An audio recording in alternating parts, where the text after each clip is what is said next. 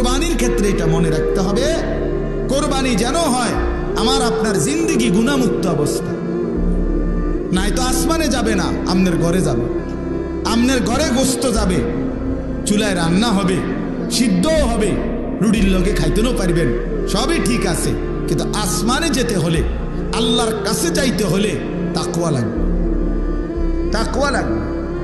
টাকাটা হালাল হইতে হবে, 1 টাকা হারামের টাকা, এটা দিয়া কোরবানি কবুল হয় না। এবং হারাম টাকার শরিক যে হয় তার কারণে বাকিদের কোরবানিও কবুল হয় না। আপনি যদি বলেন বুঝমু কেমনে, না বুঝলে আপনি হাতের লগে করেন কেন? কথা বলেন না কেন? আপনি 1.5 লাখ টাকা 3 লাখ টাকার গরু লোক দেখাইতেন গেলেন কেন?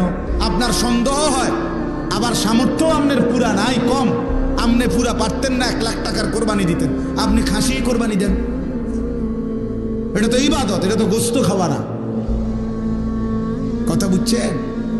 এই জন্য মনে রাখতে হবে, 1 টাকা হারাম টাকা, সুদের টাকা, ঘুষের টাকা, বাজারে ব্যবসা করে ওজনে কম দেয়, তো এ তো ধোঁকাবাজ, এ তো ধোঁকাবাজ।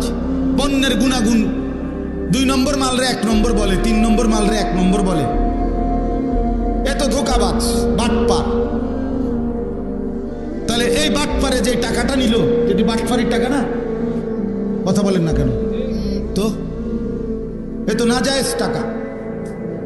এই টাকা দিয়ে কোরবানি জবাই হবে প্রাণী, গোস্ত জোরসো হইব, ভাতও খাওয়ান যাইব, রুটিও খাওয়ান যাইব, তা আসমানে যাবে না। কোথায় যাবে না?